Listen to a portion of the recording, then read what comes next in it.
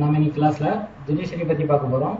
So first என்ன பார்க்க போறோம் அப்படின்னா சுப்ரீம் கோர்ட் ஸ்ட்ரென்த் வந்து இன்க்ரீஸ் பண்ணணும் அப்படின்னு சொல்லியிருக்காங்க. ஸோ அதுதான் பார்க்க போறோம், சரிங்களா? ஸோ இப்போ ப்ரெசென்ட்டாக சுப்ரீம் கோர்ட்டோட ஸ்ட்ரென்த் எவ்வளோ அப்படின்னு பார்த்தீங்கன்னா 31 இருக்கு, including CJI chief justice of இந்தியாவும் சேர்த்து 31 இருக்கு. ஸோ அதை 34 இன்க்ரீஸ் பண்ணணும் அப்படின்னு சொல்லி டிஸ்கஸ் பண்ணிட்டு இருக்காங்க, சரிங்களா?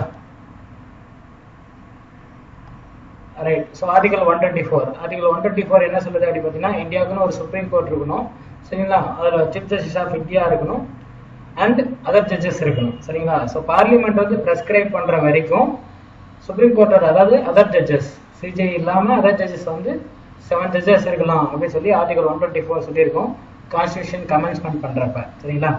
ஸோ சுப்ரீம் கோர்ட்டோட ஜட்ஜஸோட எண்ணிக்கை எப்படி இன்க்ரீஸ் பண்ண முடியும் அப்படின்னு பார்த்தீங்கன்னா பார்லிமெண்ட்ல சிம்பிள் மெஜாரிட்டி மூலயமா, அதாவது 50% ஆஃப் மெம்பர் பிரசன்ட் ஓட்டிங்ல வாங்கினாவே போதும் ஈச் ஹவுஸ்ல, சரிங்களா? ஒரு ஹவுஸ்லயும் 50% மெஜாரிட்டி வந்தாவே போதும், சிம்பிள் மெஜாரிட்டி இருந்தாவே சுப்ரீம் கோர்ட் ஜட்ஜஸோட எண்ணிக்கை வந்து இன்க்ரீஸ் பண்ணிடலாம், சரிங்களா? ஸோ இதை பேஸ் பண்ணி என்ன பண்ணியிருக்காங்க பார்த்தீங்கன்னா ஆக்ட் வந்து கொண்டு வந்திருக்காங்க, சரிங்களா? சுப்ரீம் கோர்ட் அதாவது நம்பர் ஆஃப் ஜட்ஜஸ் ஆக்ட் அப்படின்னு சொல்லிட்டு 1956 ஆக்ட் கொண்டு வந்து அதை என்ன பண்ணியிருக்காங்க அப்படின்னு பார்த்தீங்கன்னா சிஜேஐ இல்லாம மேக்ஸிமம் ஜட்ஜஸோட வந்து 10 அப்படின்னு சொல்லி பண்ணியிருக்காங்க, சரிங்களா? ஸோ கடைசியா 2009 வந்து சுப்ரீம் கோர்ட் ஜட்ஜஸோட எண்ணிக்கை 26 இருந்து 31 இன்க்ரீஸ் பண்ணாங்க, இன்க்ளூடிங் சிஜேஐ, சரிங்களா?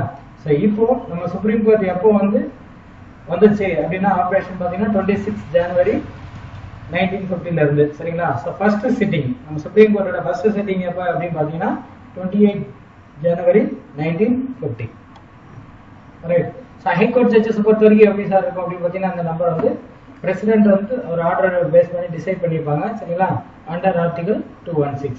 ஸோ ஆர்டிகல் 124 வேற என்ன சொல்லுது அப்படின்னு பார்த்தீங்கன்னா ஒரு சுப்ரீம் கோர்ட் ஜட்ஜியும் யார் அப்பாயிண்ட் பண்ணணும்னு பார்த்தீங்கன்னா பிரசிடென்ட் மட்டும் தான் அப்பாயிண்ட் பண்ண முடியும், சரிங்களா? ஸோ அவங்களோட ஆஃபீஸ் வந்து எவ்வளோ நாள் வரைக்கும் இருக்கலாம் அப்படின்னு பார்த்தீங்கன்னா until the age of 65 years 65 வயசு வரைக்கும் சுப்ரீம் கோர்ட் ஜட்ஜா இருந்துக்கலாம். இன்கேஸ் ஹைகோர்ட் ஜட்ஜ் அப்படின்னு பார்த்தீங்கன்னா 62 வரைக்கும் இருந்துக்கலாம், சரிங்களா? ஸோ அதர் ஜட்ஜஸ் மற்ற எல்லா ஜட்ஜஸும் யார் அப்பாயிண்ட் பண்ணுவாங்க அப்படின்னு பார்த்தீங்கன்னா பிரசிடென்ட் தான் அப்பாயிண்ட் பண்ணுவாரு, consultation with the CJI chief justice of இந்தியாவோட கன்சல்ட் பண்ணி அண்ட் அதை என்ன பண்ணுவார் அப்படின்னு பார்த்தீங்கன்னா அதுக்கப்புறம் தான் மற்ற ஜட்ஜஸ் எல்லாமே அப்பாயிண்ட் பண்ணுவார், சரிங்களா? ஸோ நெசசரி அப்படின்னு ஃபீல் பண்ணா ஹைகோர்ட்ஸ்க்கும் சுப்ரீம் கோர்ட்டுக்கும் என்ன பண்ணுவாங்க அப்படின்னா கன்சல்டேஷன் பண்ணுவாரு. அண்ட் இந்த கன்சல்டேஷன் வந்து என்னன்னு பார்த்தீங்கன்னா ஆப்ளிகேட்டரி, சரிங்களா? ஸோ அவர் வந்து அதர் ஜட்ஜஸ் அப்பாயிண்ட் பண்ணும்போது சீஃப் ஜஸ்டிஸோட டிஸ்கஸ் பண்ணலாம், சரிங்களா? ரைட். நெக்ஸ்ட் என்ன அப்படின்னு பார்த்தீங்கன்னா seat of supreme court. Supreme court வந்து எந்த இடத்துல இப்போ சிச்சுவேட் ஆயிருக்குன்னு பார்த்தீங்கன்னா டெல்லியில இருக்கு. அண்ட் இது இந்தியாவில் ஒரு வேற ஏதாவது ஒரு பிளேஸ்க்கு மாற்றிக்கலாம், இல்லை நிறைய பிளேசஸ் கூட மாற்றிக்கலாம், சரிங்களா? ஸோ பெஞ்ச் அப்படின்னு சொல்லி போட்டு சுப்ரீம் கோர்ட் வந்து இந்தியாவில் நிறைய பிளேசஸ்க்கோ இல்லை வேற ஏதாவது ஒரு பிளேஸ்க்கோ வந்து மாற்றிக்கலாம். ப்ரெசென்ட்டாக டெல்லியில் இருக்கு. அண்ட் இது யாரால மாற்ற முடியும் அப்படின்னு பார்த்தீங்கன்னா சீஃப் ஜஸ்டிஸ் ஆஃப் இந்தியாவால் மாற்ற முடியும். பட் என்ன பண்ணணும் அப்படின்னு பார்த்தீங்கன்னா பிரசிடென்ட் கிட்ட ப்ரியர் பர்மிஷன் வாங்கி தான் அவரால் பண்ண முடியும், சரிங்களா? ஸோ இந்த மாதிரி சுப்ரீம் கோர்ட்டோட சீட்டை மாற்ற போறாங்க அப்படின்னா இது கம்ப்ளீட்லி சிஜேஐ அண்ட் பிரசிடென்ட் இவங்க 2 பேரால மட்டும் பண்ணக்கூடியது. அண்ட் இது வந்து எந்த ஒரு கோர்ட்டுமே வந்து கொஸ்டின் பண்ண முடியாது.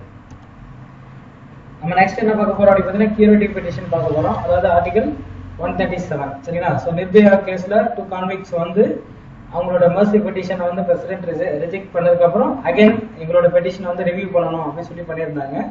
ஸோ அதுதான் நம்ம கியூரேட்டிவ் பெட்டிஷன் அப்படின்னு சொல்லுவோம். கியூரேட்டிவ் பெட்டிஷன் எப்போ பண்ண முடியும் அப்படின்னு பார்த்தீங்கன்னா அதாவது ஃபைனல் கன்விக்ஷன் கடைசி தீர்ப்பு வந்ததுக்கு அப்புறம் தான் என்ன பண்ண முடியும் அப்படின்னா கியூரேட்டிவ் பெட்டிஷனை வந்து போட முடியும், சரிங்களா? ஸோ எதுக்காக இந்த கியூரேட்டிவ் பெட்டிஷன் வந்து வச்சிருக்காங்க அப்படின்னு பார்த்தீங்கன்னா ஜஸ்டிஸ் அதாவது நீதி வந்து தவறக்கூடாது, சரிங்களா? அதாவது பல குற்றவாளிகள் வந்து தப்பித்தாலும் ஒரு நிரபராதி கூட தண்டிக்கப்படக்கூடாது அப்படிங்கிறது நம்மளோட பேசிக் கான்செப்ட். ஸோ அதனால என்ன பண்றாங்க அப்படின்னு பார்த்தீங்கன்னா இந்த கியூரேட்டிவ் பெட்டிஷன் வந்து கொடுத்துருக்காங்க, சரிங்களா? ஸோ கியூரேட்டிவ் பெட்டிஷன் வந்து எப்போ பண்ண முடியும் அப்படின்னு பார்த்தீங்கன்னா ஒரு எதுக்காக கொடுக்குறதுன்னா ஜஸ்ட் அந்த நேச்சுரல் ஜஸ்டிஸ் அந்த இயற்கை நீதி அப்படின்னு ஒன்று சொல்றோம் இல்லைங்களா? ஸோ அந்த நீதி வந்து தவறாம இருக்கிறதுக்காக தான் வந்து இந்த கியூரேட்டிவ் பெட்டிஷன் வந்து கொடுத்துருக்காங்க, சரிங்களா?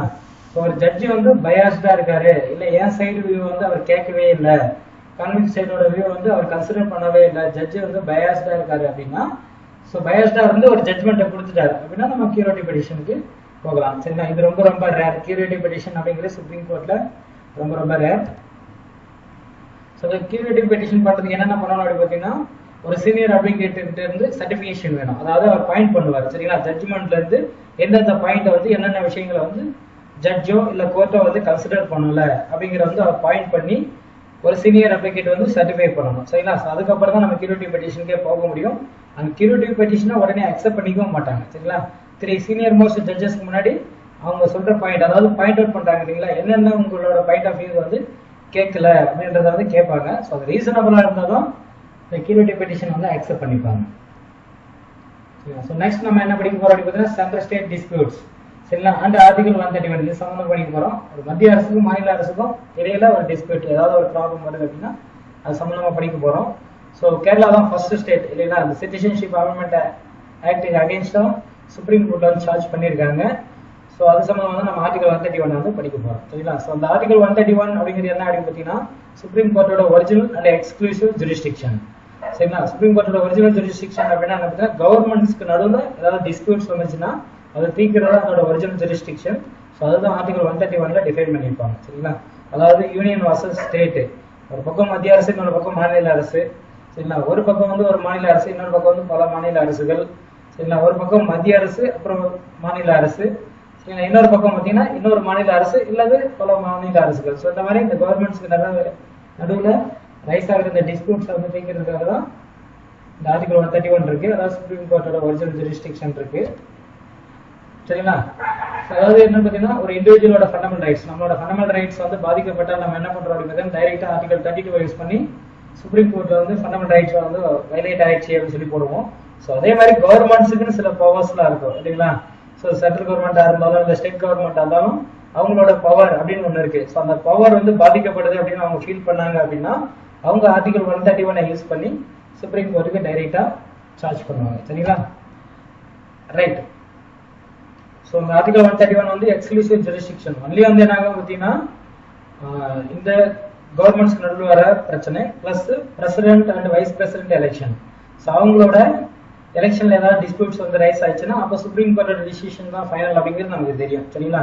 ஸோ இன்கேஸ் ஏதாவது பிரசிடென்ட்ஸோட எலெக்ஷன்லயோ இல்லை வைஸ் பிரசிடென்டோட எலெக்ஷன்லயோ ஏதாவது டிஸ்பியூட்ஸ் வந்து ரைஸ் ஆயிடுச்சுன்னா சுப்ரீம் கோர்ட்டோட டிசிஷன் தான் ஃபைனல். சரிங்களா? ஸோ அவங்க அந்த 2 எலெக்ஷன்ல இருக்கிற டிஸ்பியூட்ஸ் அண்ட் கவர்மெண்ட்டுக்கு இடையில உள்ள டிஸ்பியூட்ஸ். ஸோ இந்த விஷயங்களை மட்டும்தான் நம்ம ஆர்டிகல் 131ல சுப்ரீம் கோர்ட்ல வந்து சார்ஜ் பண்ண முடியும். சரிங்களா? ஸோ இதுல எந்த ஒரு ஹை கோர்ட்டுக்கு இந்த பவர் வந்து கிடையாது, அதாவது ஒரிஜினல் ஜுரிஸ்டிக்ஷன் அப்படின்னு ஒன்று கிடையாது. அது எக்ஸ்க்ளூசிவ்லி ஒன்லி ஃபார் சுப்ரீம் கோர்ட்டுக்கு மட்டும்தான். சரிங்களா? ரைட். ஸோ இந்த ஆர்டிகல் 131 வரணும் அப்படின்னா நாங்கள் பார்த்தீங்கன்னா சென்ட்ரல் கவர்மெண்ட்டுக்கு இல்லை ஸ்டேட் கவர்மெண்ட்டுக்கோ இல்லை ஒரு பக்கம் சென்ட்ரல் கவர்மெண்ட் இன்னொரு பக்கம் பல ஸ்டேட் கவர்மெண்ட் இல்லை ஒரு ஸ்டேட் கவர்மெண்ட்டுக்கு இன்னொரு ஸ்டேட் கவர்மெண்ட்டுக்கும் இந்த மாதிரி கவர்மெண்ட்டுக்கு இடையில உள்ள பிரச்சனை தீர்க்கிறதுக்காக வரும். அண்ட் இன்னொரு விஷயம் என்ன இருக்கு அப்படின்னு பார்த்தீங்கன்னா ஒரு பிரைவேட் பார்ட்டிக்கும் கவர்மெண்ட்டுக்கு இடையில உள்ள பிரச்சனைக்கு ஆர்டிகல் 131 யூஸ் பண்ணலாமா அப்படின்னா கண்டிப்பா பண்ண முடியாது. சரிங்களா? பிட்வீன் கவர்மெண்ட்ஸ் அப்படிங்கிறதுல கரெக்டா ஞாபகம் வச்சுக்கோங்க. சரிங்களா? அண்ட் அதுக்கடுத்து என்ன ஆகும் அப்படின்னு பார்த்தீங்கன்னா question of law or fact, அதாவது என்னோட லீகல் ரைட், ஸ்டேட் கவர்மெண்டோட லீகல் ரைட்டோ இல்லை சென்ட்ரல் கவர்மெண்டோட எந்த லீகல் ரைட் வந்து பாதிக்கப்படுது அப்படி எதை வந்து அவங்க டிபெண்ட் பண்றாங்க. சரிங்களா? இந்த லீகல் ரைட் வந்து எனக்கு பாதிக்கப்படுது இந்த ஆக்ட் மூலயமா இல்லை இந்த பாலிசி மூலயமா அப்படின்னு சொல்லிட்டு எதை சொல்றாங்களோ அதை மென்ஷன் பண்ணி பண்ணணும். சரிங்களா? அண்ட் பொலிட்டிக்கல் டிஃபரன்சஸ், கவர்மெண்ட்டுக்கு இடையிலே கூட பொலிட்டிக்கல் டிஃபரன்சஸ் இருந்தா அதுக்காக ஆர்டிகல் 131 வந்து யூஸ் பண்ண முடியாது. சரிங்களா? ஸோ வேற என்னென்ன இருக்குது அப்படின்னு பார்த்தீங்கன்னா அதாவது நம்மளோட கான்ஸ்டியூஷன் கமெண்ட்ஸ்மெண்ட்டுக்கு முன்னாடி நம்மளோட அரசியலமைப்பு வந்து அமலுக்கு வர்றதுக்கு முன்னாடி ஏதாவது அக்ரிமெண்ட் ட்ரீட்டி இல்லை அதே மாதிரி சிமிலர் இன்ஸ்ட்ருமெண்ட்ஸ் ஏதாவது பண்ணியிருந்தாங்க அப்படின்னா அதுக்காக இப்போ 131 கொண்டு போயிட்டு நம்ம என்ன பண்ண முடியாதுன்னா சார்ஜ் பண்ண முடியாது. சரிங்களா? ஸோ அப்போ அந்த நம்ம கான்ஸ்டியூஷன் கமெண்ட்ஸ்மெண்ட் ஆகிறதுக்கு முன்னாடி உள்ள ட்ரீட்டி அக்ரிமெண்ட்ல ஏதாவது ஒரு ப்ராப்ளம் அப்படின்னா அது கம்ப்ளீட்லி எக்ஸிகியூட்டிவ்ஸ் தான் சால்வ் பண்ணி வைப்பாங்க. அதாவது சென்ட்ரல் எக்ஸிகியூட்டிவ்னா நம்ம சொல்லுவோம் இல்லைங்களா, president, vice president, prime minister, council of ministers and attorney general அப்படின்னு சொல்லுவோம். இவங்க தான் சென்ட்ரல் எக்ஸிகியூட்டிவ்ஸ். ஸோ இந்த மாதிரி எக்ஸிகியூட்டிவ் வந்து தான் அதில் வந்து முடிவு பண்ண முடியுமே தவிர ஸோ கான்ஸ்டியூஷன் கமெண்ட்ஸ் பண்ணுறதுக்கு முன்னாடி உள்ள பிரச்சனைகள்லாம் 131 யூஸ் பண்ண முடியாது. கான்ஸ்டியூஷன் கமெண்ட்ஸ்மெண்ட் ஆனதுக்கப்புறம் உள்ள பிரச்சனை தான் ஆர்டிகல் 131 யூஸ் பண்ணி நம்ம சார்ஜ் பண்ணலாம். சரிங்களா? ஸோ அதே மாதிரி வந்து 2 ஸ்டேட்டுக்கு நடுவில் ரிவர் ப்ராப்ளம் இருக்கு. சரிங்களா? ஸோ நம்ம காவிரி மாதிரி எடுத்துக்கலாம். ஸோ அந்த காவிரி மாதிரி வந்து 2 ஸ்டேட்டுக்கு நடுவில் பிரச்சனைகள் இருக்கு அப்படின்னா அந்த இன்டர் ஸ்டேட் வாட்டர் டிஸ்பியூட் கூட ஆர்டிகல் 131 வந்து யூஸ் பண்ண முடியாது. இன்டர் ஸ்டேட் வாட்டர் டிஸ்பியூட்டுக்கு தனியாக ஆர்டிகல் இருக்கு, ஆர்டிகல் 262. சரிங்களா? அதாவது 2 ஸ்டேட் அப்படின்னா 2 பக்கமும் 2 இருக்கும். அந்த ஸ்டேட்டுக்கு இடையில வந்து 6 தான் பிரச்சனை அப்படின்னா 6 வந்து சென்ட்ரல் இருக்கும். ஸோ அப்படி வச்சுக்கலாம். நெக்ஸ்ட் என்ன பார்க்க போறோம் அப்படின்னு பார்த்தீங்கன்னா anticipatory fail not time part அப்படின்னு சொல்லி சுப்ரீம் கோர்ட் சொல்லியிருக்காங்க. அதாவது இந்த ஆன்டிசிபேட்டரி பெயிலுக்கு வந்து ஒரு குறிப்பிட்ட டைம் அப்படின்னு சொல்லி கிடையாது.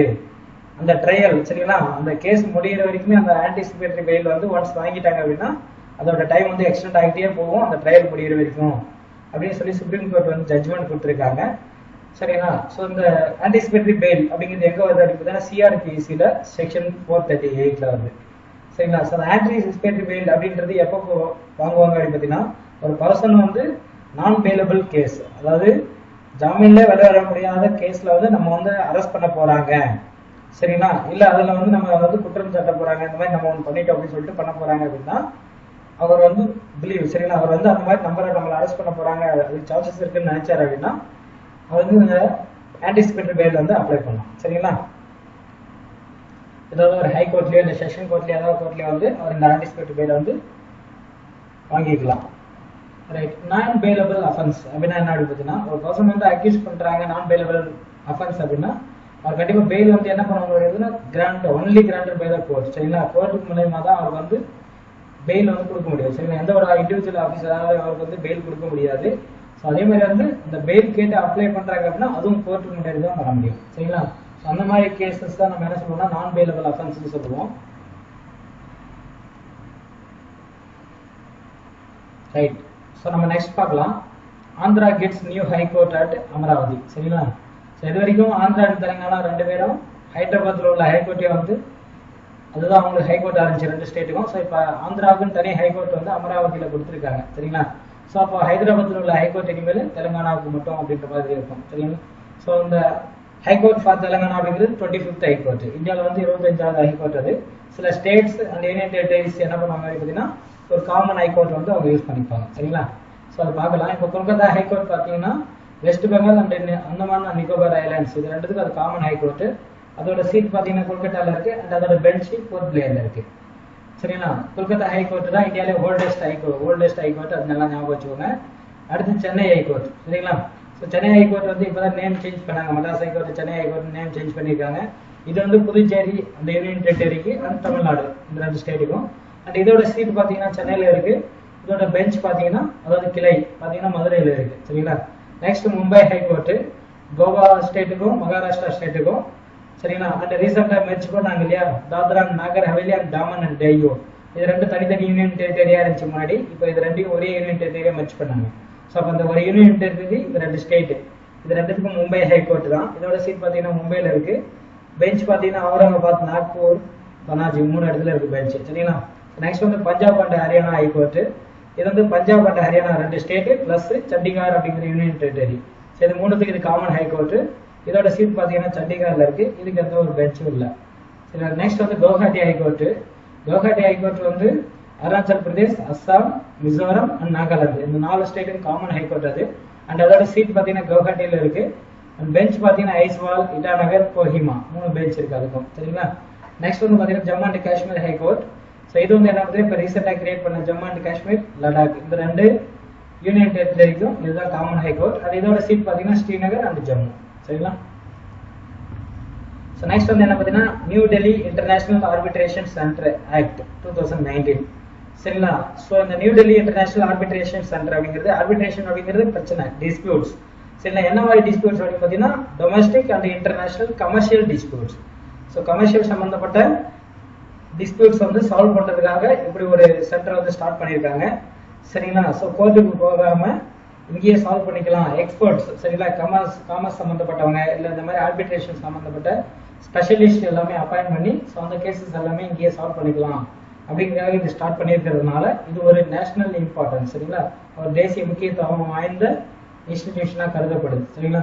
ஸோ இதில் என்னென்ன பண்ணுவாங்க அப்படின்னு பார்த்தீங்கன்னா ஆர்பிட்ரேஷன் என்ன பிரச்சனை அப்படிங்கிறத பார்ப்பாங்க, மீடியேஷன் சரிங்களா அந்த பிரச்சனை வந்து சால்வ் பண்ண பார்ப்பாங்க, ரெண்டு பார்ட்டியும் கூப்பிட்டு பேசி சால்வ் பண்ண பார்ப்பாங்க. அண்ட் கான்சிலேஷன் அடுத்து என்ன பண்ணலாம் சரிங்களா, அதுக்கு ஒரு ப்ரொசீடிங்ஸ் அதுக்கு ஒரு சொல்யூஷன் கொடுப்பாங்க சரிங்களா. ஸோ இது எல்லாமே பண்றதுனால இது ஒரு நேஷனல் இம்பார்ட்டன்ஸ் முக்கியத்துவம் வாய்ந்ததாக இருக்கு சரிங்களா. ஸோ இதோட இது பார்த்தீங்கன்னா வேற என்ன இதோட காம்போசிஷன் டோட்டலாக 7 மெம்பர்ஸ் இருக்காங்க. சேர்பர்சன் வந்து ஒரு சுப்ரீம் கோர்ட் ஜட்ஜாவோ இல்லை ஹைகோர்ட் ஜட்ஜாவோ இருக்கலாம். அப்படி இல்லை அப்படின்னா ஒரு எமினன்ட் பர்சன் அவருக்கு வந்து இந்த ஆர்பிட்ரேஷன் அட்மினிஸ்ட்ரேஷன்ல ஒரு ஸ்பெஷல் நாலேஜ் அண்ட் எக்ஸ்பீரியன்ஸ் இருந்தால் அவரை கூட சேர்பர்சனை வந்து அப்பாயிண்ட் பண்ணலாம். அண்ட் 2 எமினன்ட் பர்சன் சில இன்னும் 2 எமினன்ட் பர்சன் சொல்லியிருக்காங்க.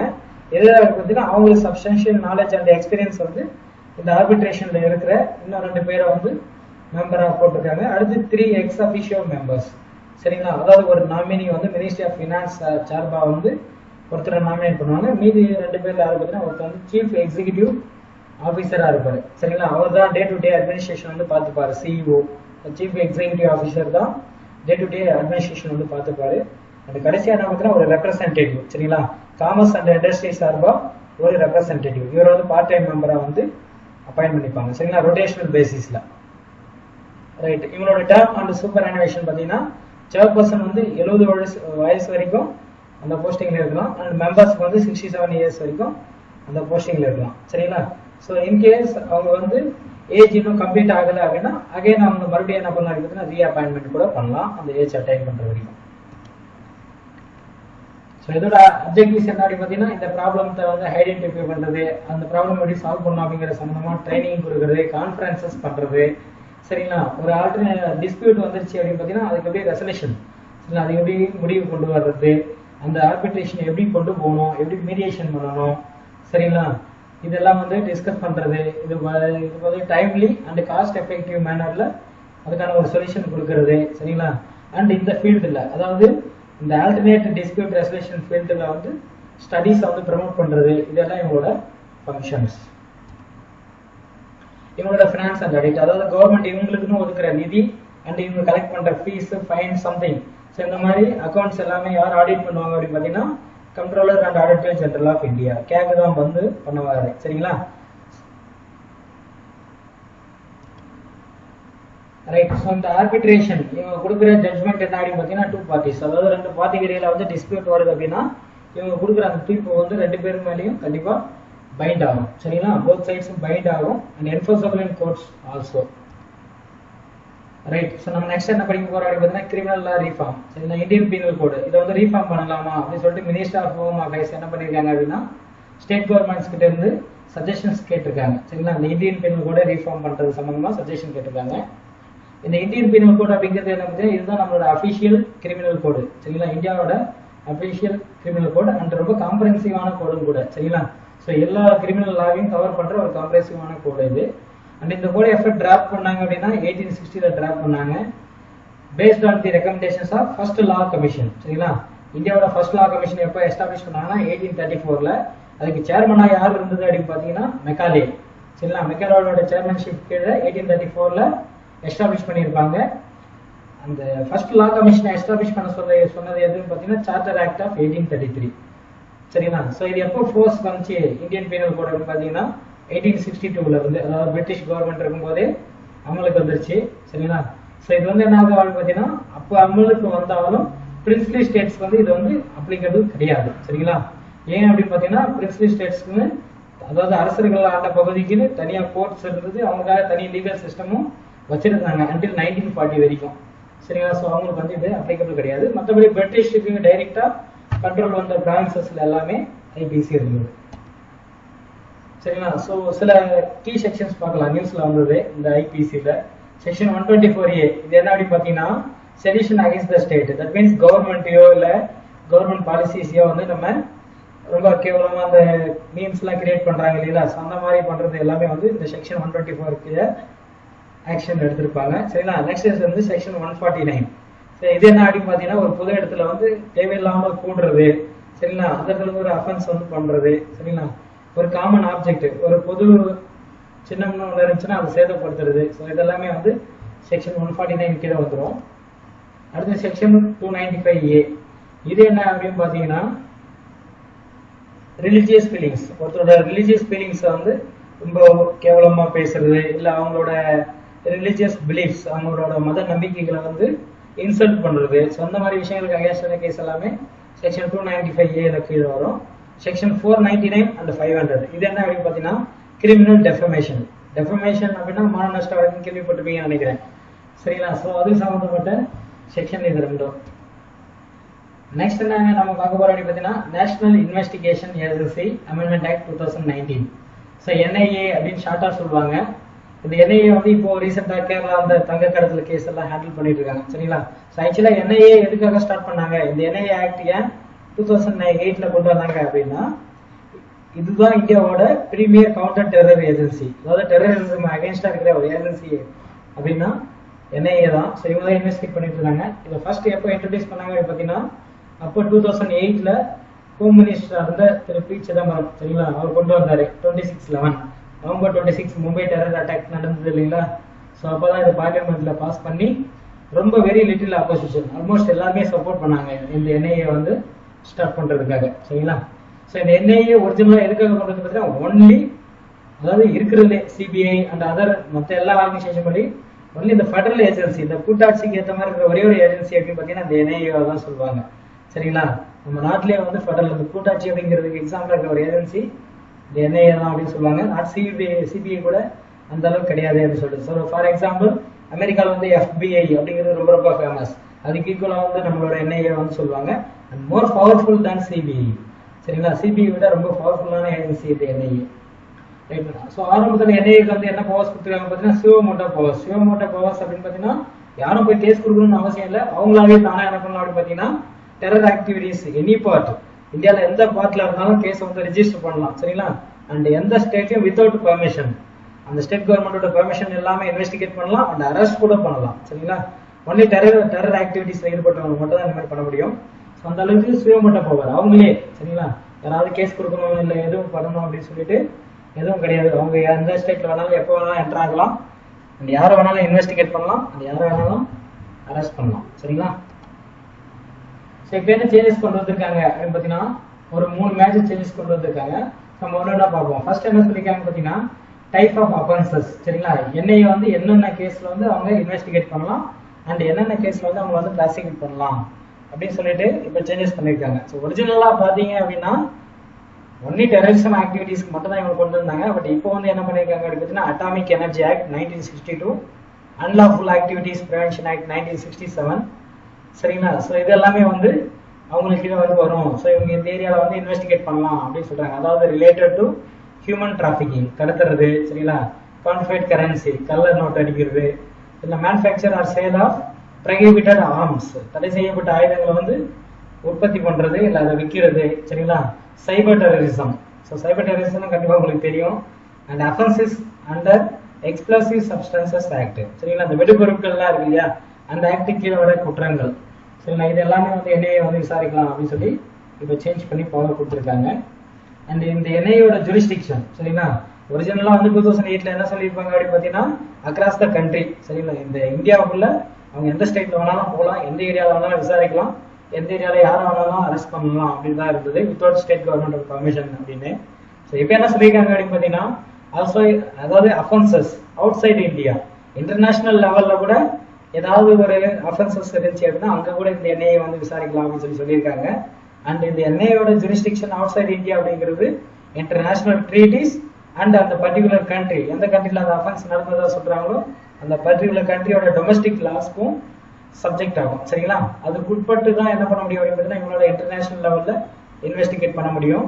ஸோ நெக்ஸ்ட் என்ன அப்படி பார்த்தீங்கன்னா ஸ்பெஷல் கோர்ட்ஸ், சரிங்களா. இவங்க அஃபென்சஸ் சொல்றாங்க இல்லையா, அந்த அஃபென்சஸ் வந்து விசாரிக்கிறதுக்காக ஸ்பெஷல் கோர்ட்ஸும் வந்து பண்ணலாம், அதாவது ஷெட்யூல்டு அஃபென்சஸ் அப்படின்னு சொல்லுவாங்க இல்லைங்களா.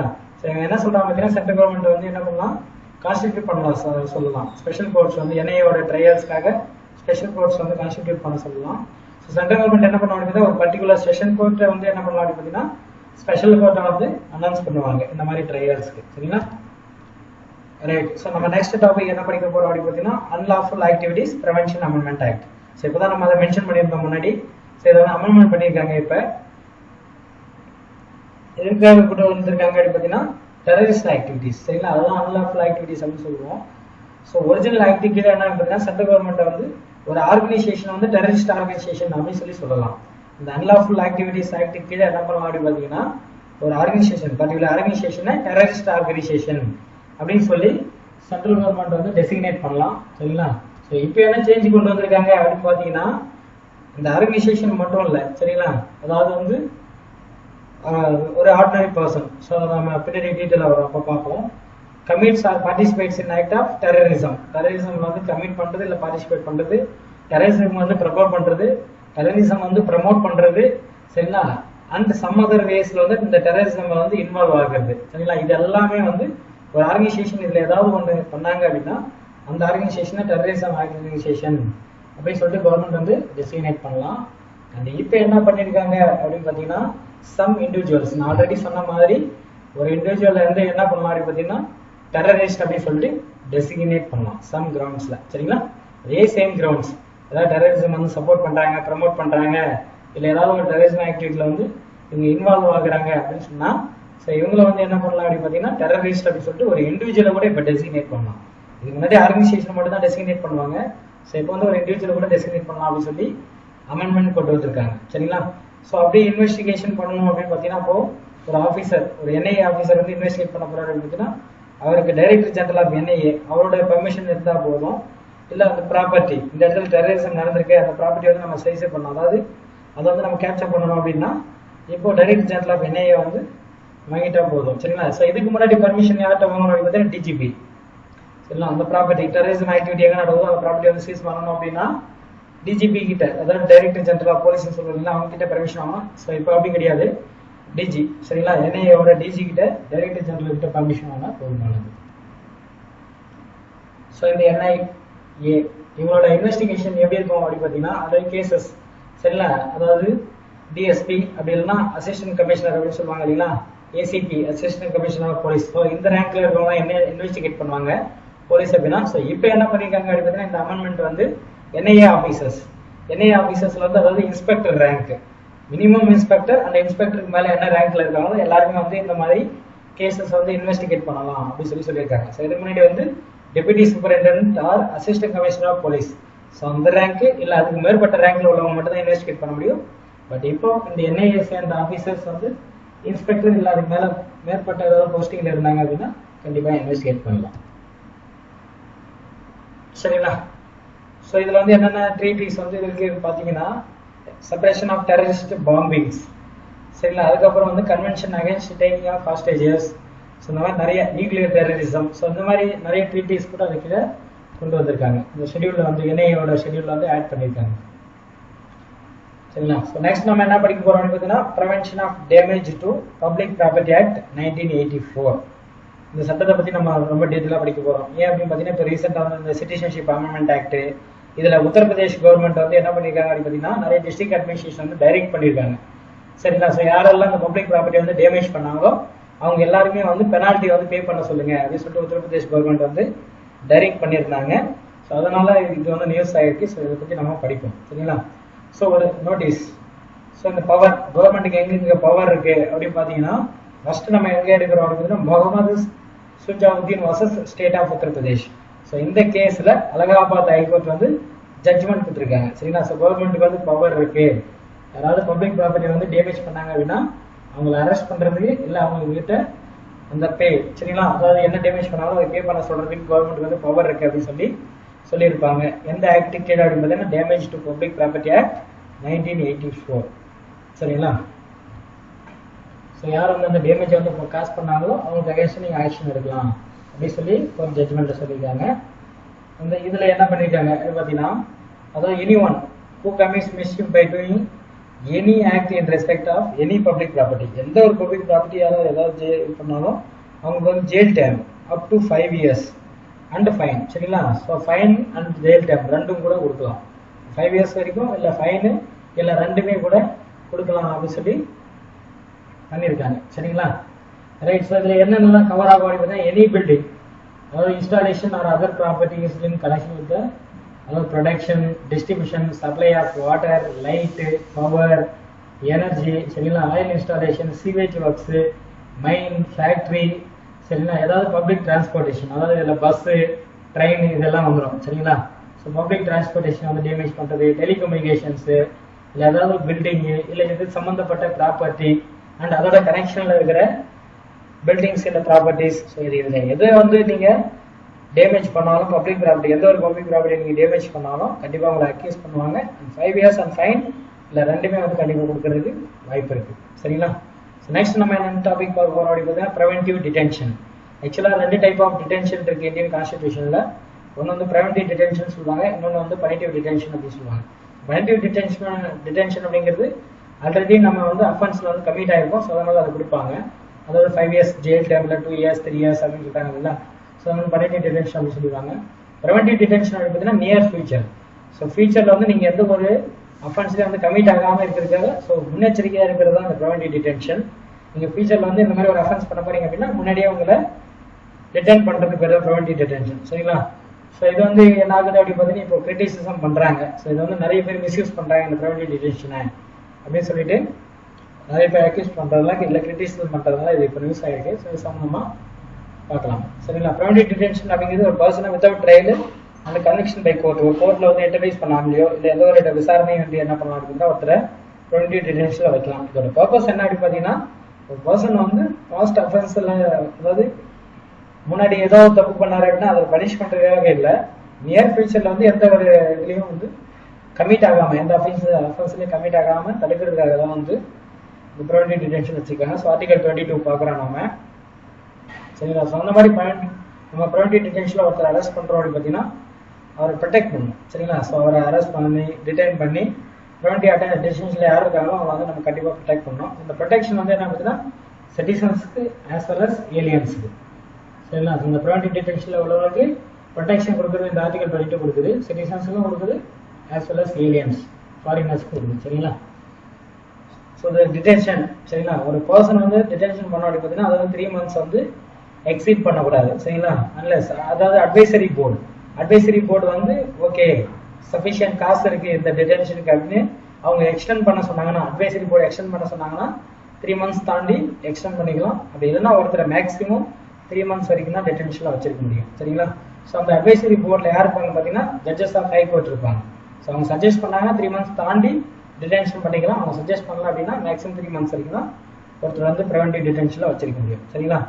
ஸோ அந்த கிரவுண்ட்ஸ் ஆஃப் டிடென்ஷன் எதனால வந்து அவர் டிடென்ஷனில் வச்சிருக்கணும் அப்படிங்கிறத வந்து அவருக்கு கம்யூனிகேட் பண்ணணும். யாரும் நம்ம டிடென்ஷன் பண்ணி வச்சிருக்கோமோ அவருக்கு வந்து கம்யூனிகேட் பண்ணணும் வித் சம் எக்ஸெப்ஷன்ஸோட. சரிங்களா? ஸோ அந்த டிடெயின் வந்து அவருக்கு ஒரு ஆப்பர்ச்சுனிட்டியும் கொடுக்கணும். அதாவது அவரோட ரெப்ரசன்டேஷன் என்ன வந்து தப்பா டிடென்ஷன் பண்ணிருக்கீங்க அப்படின்னு அவர் ரெப்ரசென்ட் பண்றதுக்கான ஆப்பர்ச்சுனிட்டியும் நம்ம கண்டிப்பாக கொடுக்கணும். சரிங்களா? ப்ரிவென்டிவ் டிடென்ஷன் வந்து எப்போ இன்வால்வ் பண்ணுவாங்க பார்த்தீங்கன்னா இந்த நேஷனல் செக்யூரிட்டி ஆக்ட், அதாவது தேசிய பாதுகாப்பு ஊக்குவிக்கிற அளவுக்கு ஏதாவது ஒன்று பண்றாங்க அப்படின்னா அவங்க பண்ண முடியும். பப்ளிக் சேஃப்டி பொதுமக்களுக்கு வந்து பிரச்சனை வரும் அப்படின்னா அவங்கள ப்ரிவென்டிவ் டிடென்ஷனில் வைக்கலாம். சரி, அடுத்து வந்து prevention of black marketing and maintenance of supplies of essential commodities act. சரிங்களா? பிளாக் மார்க்கெட்ல வந்து ரேட் அதிகமாக வச்சு விற்கிறது எசென்ஷியல் கமாடிட்டிஸ், அதனால அவங்க வந்து ப்ரிவென்டிவ் டிடென்ஷனில் வச்சிருக்கலாம். சரிங்களா? Prevention of illicit traffic in narcotic drugs and psychotropic substances. சரிங்களா? இந்த போதைப் பொருள் எல்லாமே கடத்துறாங்க இல்லைங்களா? ஸோ அவங்களே இந்த ப்ரிவென்டிவ் டிடென்ஷன் வந்து பண்ணலாம். நம்ம அடுத்த நியூஸ் என்ன பார்க்க போறோம் அப்படின்னு பார்த்தீங்கன்னா நேஷனல் கிரைம் ரெக்கார்ட்ஸ் பியூரோ. இதை பற்றி படிக்க போகிறோம். அவங்க என்ன பண்ணுவாங்க பார்த்தீங்கன்னா ஒவ்வொரு வருஷமும் இந்தியாவில் கிரைம் எப்படி இருக்கு அப்படிங்கிறத சொல்லுவாங்க. ஸோ இப்போ ரிப்போர்ட் வந்து 2017 ரிப்போர்ட் வந்து ரிலீஸ் பண்ணியிருக்காங்க. ஸோ இது சம்பந்தமாக நம்ம பார்க்கலாம். ஸோ அவங்க என்ன சொல்றாங்க அப்படின்னு பார்த்தீங்கன்னா மோர் ஆர் லெஸ் சேமாக தான் இருக்கு. சரிங்களா? 2016 கம்பேர் பண்ணும்போது 2017 ஓரளவுக்கு சேமாக தான் இருக்கு. சரிங்களா? எக்ஸப்ட் அந்த cyber crime and crimes against the state, கவர்மெண்ட்டுக்கு அகேன்ஸ்டான கிரைம்ஸ் இந்த சைபர் கிரைம் எடுத்துட்டீங்க அப்படின்னா ஆல்மோஸ்ட் சேமாக தான் இருக்கு அப்படின்னு சொல்றாங்க. ஸோ கேஸ் ரெஜிஸ்ட்ரேஷன் அப்படின்னு சொல்லி பார்த்தீங்க அப்படின்னு பார்த்தீங்கன்னா 2016 கம்பேர் பண்ணும்போது 2017 3.6% வந்து கேஸ் ரெஜிஸ்ட்ரேஷன் வந்து அதிகமாயிருக்கு அப்படின்னு சொல்றாங்க. சரிங்களா? ஸோ இந்தியாவில் ஹையஸ்ட் கிரைம் ரேட்டு சரிங்களா கிரைம் எங்க நடந்திருக்கு அப்படின்னு பார்த்தீங்கன்னா டெல்லி அப்படின்னு சொல்லியிருக்காங்க. ஆல்மோஸ்ட் நம்ம நேஷனல் ஆவரேஜை விட 4 times வந்து அதிகமாக இருக்கு டெல்லியில். சரிங்களா? So national average of crime rate எவ்வளோ இருக்குன்னு பார்த்தீங்கன்னா 238. சரிங்களா? 238 கேஸ் அப்படின்னு சொல்லிட்டு ஆவரேஜ் நேஷனல் ஆவரேஜ் இருக்கு. அதாவது per lakh of city population, ஒரு நகரத்தில் உள்ள 1 லட்சம் பாப்புலேஷனுக்கு 1 லட்சம் பேர் இருக்காங்கன்னா 238 கேஸ் வந்து ரெக்கார்ட் ஆகுது.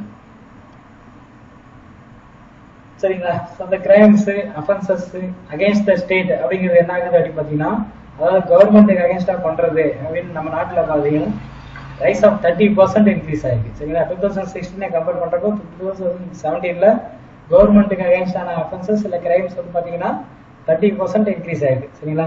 ஸோ இந்த மாதிரி கவர்மெண்ட்டுக்கு அகேன்ஸ்டான கேசஸ் வந்து எந்தெந்த ஸ்டேட்ல அதிகமாக இருக்குன்னு பார்த்தீங்கன்னா ஹரியானா அண்ட் உத்தரப்பிரதேஷ். சரிங்களா? ஹரியானாவில் தான் ரொம்ப அதிகமாக இருக்கு அண்ட் ஃபாலோட் பை உத்தரப்பிரதேஷ். சரிங்களா? சைபர் கிரைம்ஸும் அதிகமாக இருக்கிறதா சொல்றாங்க. அந்த சைபர் கிரைம்ஸ் எங்க அதிகமாக இருக்கு அப்படின்னு பார்த்தீங்கன்னா பெங்களூரு தான் அதிகமாக சைபர் கிரைம்ஸ் வந்து ரெக்கார்ட் ஆயிருக்கு. சரிங்களா? ஃபாலோட் பை மும்பை, அதுக்கப்புறம் ஜெய்ப்பூர் இருக்கு. சரிங்களா? ஸோ இந்த NCRB national crime records bureau பற்றி பார்க்கணும் அப்படின்னா இதை 1986 செட்டப் பண்ணாங்க. எதுக்காக அப்படின்னு பார்த்தீங்கன்னா கிரைம் அண்ட் கிரிமினல் சம்பந்தமான இன்ஃபர்மேஷனை மெயின்டைன் பண்றதுக்காக.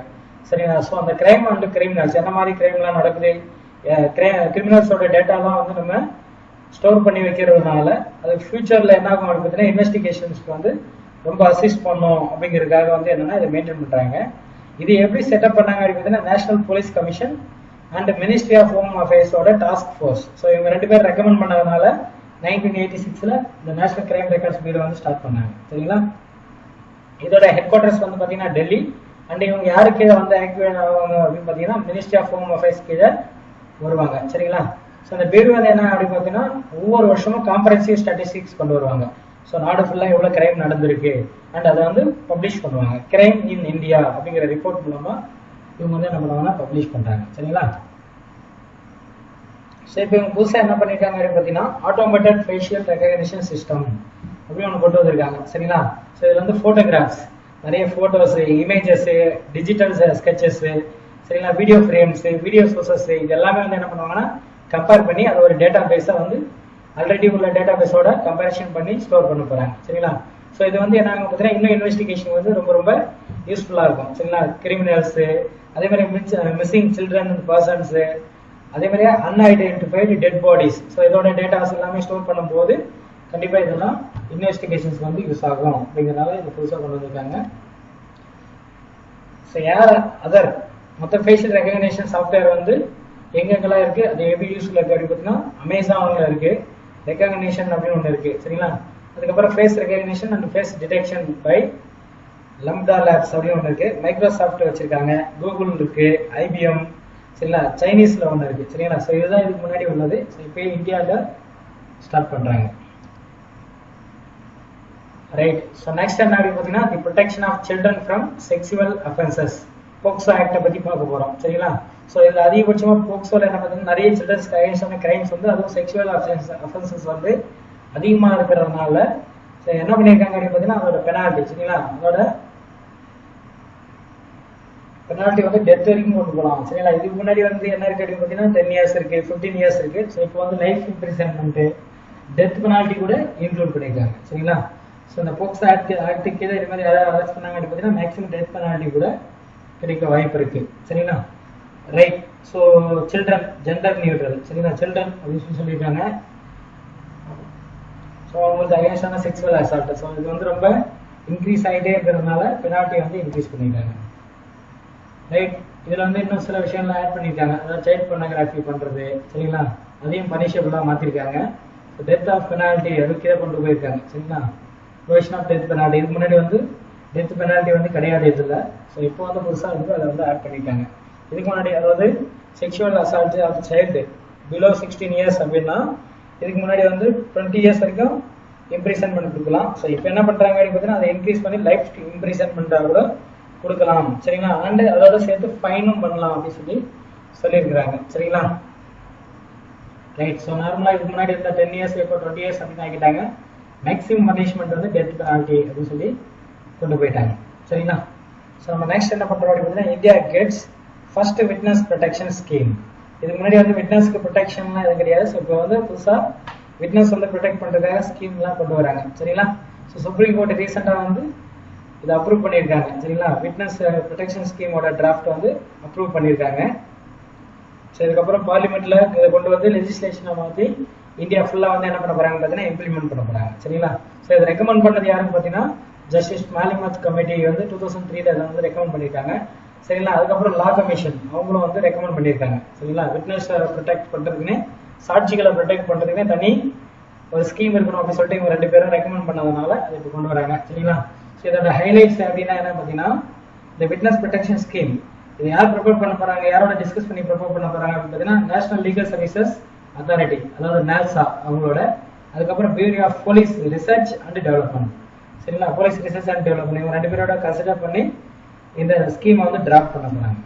சரிங்களா? ஸோ இதுல என்னென்ன இருக்கு பார்த்தீங்கன்னா எவ்வளவு த்ரெட் இருக்கு அப்படிங்கறத வந்து பார்க்க போறாங்க. சரிங்களா? அதாவது witness and accused to not come face to face. So இதுக்கு முன்னாடி எப்படி இருக்கும் பார்த்தீங்கன்னா கோர்ட்ல அக்யூஸ்டு ஒரு பக்கம் ஒரு கூண்டுல இருப்பாங்க, விட்னஸா இருக்கிறவங்க இன்னொரு கூண்டுல ஏறி சாட்சி சொல்லிட்டு இருப்பாங்க. சரிங்களா? ஸோ இப்போ வந்து என்ன பண்ண போறாங்க அப்படின்னு பாத்தீங்கன்னா இந்த விட்னஸ் எல்லாமே வந்து தனி செப்பரேட். சரிங்களா? யாரு விட்னஸ் சொல்றாங்க டைரெக்டா வந்து அக்யூஸ்ட பார்க்காம, நம்ம நிறைய மூவிலாம் கூட பார்த்துருப்போம் சரிங்களா. ஸோ டைரெக்டா விட்னஸ் வந்து அக்யூஸ் பண்ணவங்க வந்து மிரட்டுவாங்க, கோர்ட்லேயே கூட மிரட்டுவாங்க. ஏதாவது ஒன்று பண்ணீங்க அப்படின்னா உங்களை கொண்டுருவேன், இல்லை உங்க குடும்பத்தை இது பண்ணுவேன் அப்படின்னு சொல்லுவாங்க. ஸோ இப்போ அந்த ஃபேஸ் டு ஃபேஸ், ஸோ அவங்க ஃபேஸை பார்த்தா கொஞ்சம் பயமா இருக்கும் சாட்சிகளுக்கு எல்லாமே. அந்த மாதிரி இல்லாமல் இப்போ தனியாகவே கோர்ட் காம்ப்ளெக்ஸ் தனியாக விட்னஸ்க்குன்னு ஒரு ரூம் பண்ண போறாங்க சரிங்களா. ஸோ அங்கிருந்து அவங்க சாட்சி சொன்னா போதுமானது அப்படிங்கிற மாதிரி பண்ண போறாங்க. ஸோ இதுல இருந்து என்ன பண்ணலாம் அப்படின்னு பார்த்தீங்கன்னா விட்னஸோட ஐடென்டிட்டியை வந்து ப்ரொடெக்ட் பண்ணலாம் சரிங்களா. இவர் தான் நமக்கு எதிராக சாட்சி சொன்னாரு அப்படின்னு சொல்லிட்டு அந்த அக்யூஸ்ட் பர்சன் வந்து ஐடென்டிஃபை பண்ணாம ப்ரொடெக்ட் பண்ணலாம். அதே மாதிரி வந்து போலீஸ் வந்து எஸ்கார்ட் பண்ணுவாங்க விட்னஸஸ்க்கு சரிங்களா. சப்போஸ் மிரட்டினாங்க இல்ல தேவைப்பட்ட என்ன ஆகும் அப்படின்னு பார்த்தீங்கன்னா கண்டிப்பா போலீஸ் வந்து எஸ்கார்ட் பண்ணுவாங்க. மேபி அவங்களோட ஹவுஸ் கூட சேஃப் சரிங்களா. அவங்க வீட்டை கூட ரீலொகேட் பண்ணணும் அப்படின்னா அதை கூட பண்ணலாம் அப்படின்னு சொல்லியிருக்காங்க சரிங்களா. மெயில்ஸ் அண்ட் ஃபோன் கால்ஸ் சரிங்களா. விட்னஸஸோட ஃபோன் கால்ஸ் அவங்களோட மெயில்ஸை கூட மானிட்டர் பண்ணுவாங்க. ஏன் அப்படின்னு பார்த்தீங்கன்னா யாராவது அந்த அவங்க வந்து த்ரெட்டன் பண்றாங்க அப்படின்னா அந்த பர்சன் யாரு அப்படின்றத ட்ரேஸ் பண்றதுக்காக இதெல்லாம் கூட இனிமேல் மானிட்டர் பண்ண போறாங்க. அண்ட் அடுத்து என்ன பண்ண போறாங்க அப்படின்னு பார்த்தீங்கன்னா காம்ப்ளெக்ஸஸ், அதாவது 3 கேட்டகரி கொண்டு வராங்க. Category A, category B, category C சரிங்களா. ஸோ கேட்டகரி ஏல என்ன வரப்போகுது அப்படின்னு பார்த்தீங்கன்னா த்ரெட் வந்து லைஃப் ஃபுல்லா, அந்த விட்னஸோட லைஃப் ஃபுல்லா இல்லை அவங்களோட ஃபேமிலி மெம்பர்ஸ் லைஃப் ஃபுல்லா வந்து கடைசியில் அந்த ட்ரையல் முடிகிற வரைக்கும் சரிங்களா. ட்ரையல் இன்வெஸ்டிகேஷன் முடிகிற வரைக்கும் இல்லை ட்ரையல் வந்து முடிகிற வரைக்கும் இல்லை அதுக்கப்புறமும் அவங்களுக்கான த்ரெட் இருக்குன்னா அவங்களுக்கு ப்ரொடெக்ஷன் கொடுக்கறது வந்து கேட்டகரி ஏல வைக்கிறாங்க. கேட்டகரி பி வந்து என்ன பண்றாங்க அப்படின்னு பார்த்தீங்கன்னா இன்வெஸ்டிகேஷன் நடக்கும்போது இல்லை ட்ரையல் நடக்கிற வரைக்கும் கேட்டகரி பி அவங்களுக்கு பாதுகாப்பு தேவைப்படுறதா கேட்டகரி பியில் வைப்பாங்க. கேட்டகரி சி அப்படிங்கிறது என்ன பார்த்தீங்கன்னா மாடரேட் த்ரெட் சரிங்களா. ஜஸ்ட் மாடரேட் த்ரெட் இல்லை ஒரு ஹாரஸ்மெண்ட் சரிங்களா. அந்த மாதிரி இருக்கு அப்படின்னு பார்த்தீங்கன்னா அவங்களோட ப்ராப்பர்ட்டி அந்த இன்வெஸ்டிகேஷன் ப்ராசஸ் நடக்கிறப்ப எந்த ஒரு இதுவும் நடக்காம பார்த்துக்கணும் அப்படின்னு சொல்லியிருக்கிறாங்க சரிங்களா. இதோட நம்ம இன்னைக்கு கிளாஸ் வைண்ட் அப் பண்ணிக்கிறோம். தேங்க்யூ.